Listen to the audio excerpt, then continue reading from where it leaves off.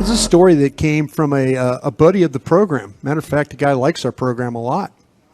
One Charles Robinson from Yahoo. Did you guys happen to see this story that he wrote about Jerry Jones' ego in this Trey Lance trade? No. What's Chuck up to right now? Chuck's saying that the Trey Lance trade was about minimal Cowboys upside and a Jerry Jones ego stroke, not Dak Prescott's future. Just to make a big trade to be the attention for a couple weeks? Yeah.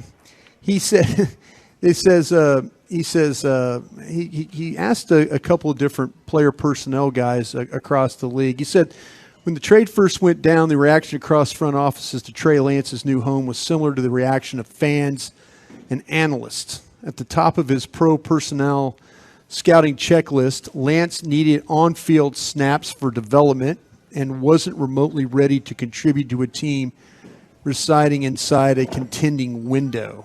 So Charles asked, so why did the Cowboys come calling with a fourth-round draft pick with 0 qualifiers that no other team was willing to put on the table?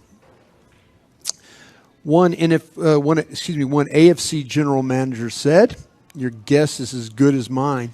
I think the reason for that, Brian, is that the Niners had to save some face. Right. They couldn't deal him for a 5, a 6, or a 7 because so many people had sworn off on that deal. Yeah. And they decided the 4 was enough for them to sort of swallow their pride and be like, okay, I guess it's at least a 4. We got to do something.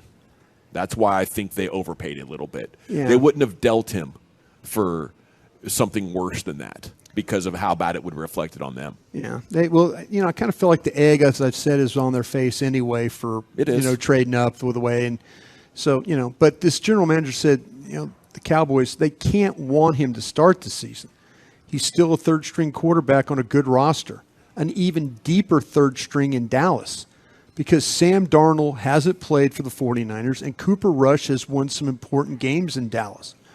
Rush has been in their program for years. If the evaluation is fair, Trey has to be pretty far behind Cooper before you even get to figure out how far he is behind Dak.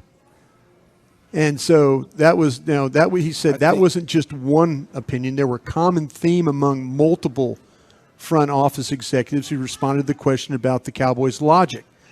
But there's some nuance to be found when it comes to how the trade might impact quarterback Dak Prescott. The role of team owner Jerry Jones played in the decision and how the Cowboys can realize some value with the move down the line.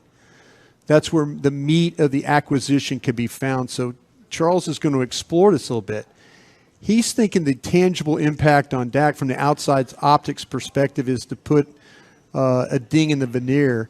The significance of that blemish is a matter of argument, but the reality is Prescott had questions about the move brought to his doorstep, not to mention speculations about how it could impact his extension negotiations. Beyond that, we are left with to interpret what it means that ownership didn't clue him in on the trade.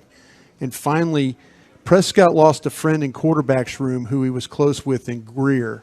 Yes, Prescott had an awkward moment sorting through the trade with reporters, but he's been the franchise quarterback for 7 years and has always been handling clunky way that Jones goes about his business.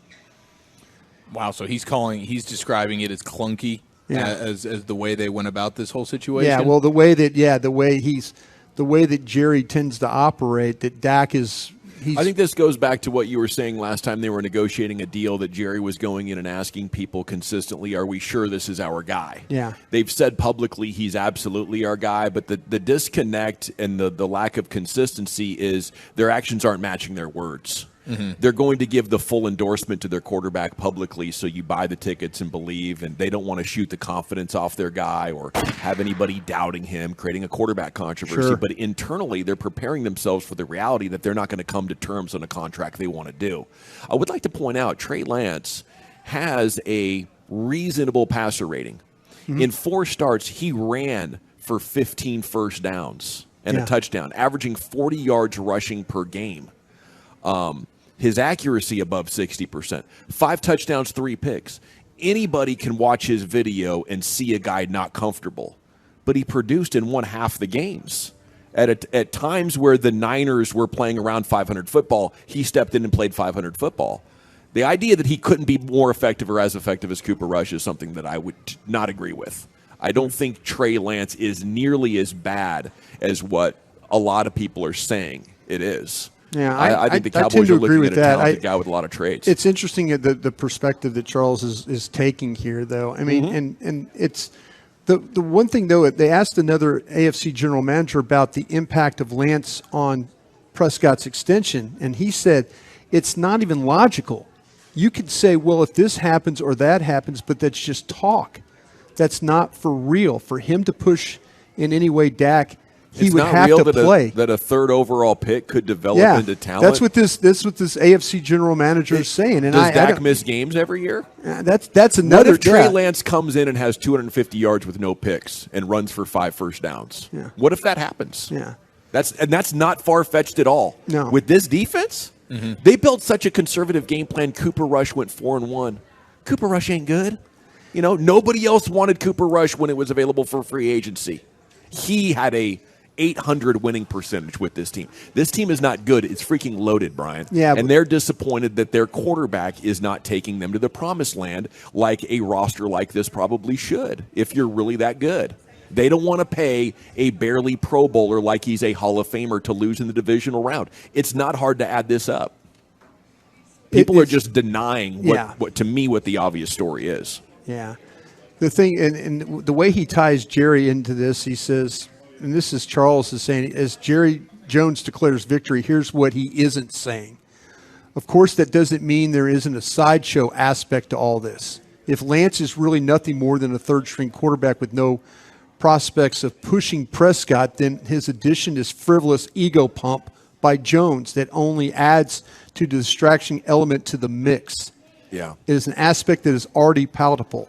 Given the pressing questions about the lack of involvement in the trade from head coach Mike McCarthy and the lack of heads-up for Prescott, the distraction is already there, but the only payoff this far has been Jones telling the world that Dallas has a second-round grade on Lance in 2021, and he got him for a fourth-round pick in 2023. It's a win Jones was excited to point out, regardless if the actual fit made any real sense. It's fascinating because you absolutely do have a distraction. And when this story came down earlier this week, it was like, okay, well, they have a talented guy. But, I mean, 72 hours, 96 hours later, the way that the national media has obsessed and focused over this story, and Cowboys Twitter obsessing and focusing over it, I thought it was very possible that a lot of organizations, it wouldn't be that big of a distraction. But it absolutely is, and it's not going away. And I bet Jerry Jones knew that going into this. Sure. I really do believe he was trying to add a player, like he was trying to add a player to his roster that he felt was worthy of doing that. Hey, I've got to think about Cooper Rush. Will Greer, I've already thought about. He's thinking how, if Dak does get injured, how do I continue to find ways to win games? Can I win it with a more – maybe he doesn't want to play the way that Cooper Rush plays, where it's just pretty basic and simplistic. Maybe he wants to be able to run the offense like he runs it with Dak Prescott. Yeah, That's to me seems like would be his motive. I mean, if you asked him, if it comes out that the scouts and the coaches were like, Jerry, what are we doing? This guy can't play. Why'd you give us this guy? Right. I'll go with that story. No doubt about it. But right now, to me, it looks like a good football move. I think so too.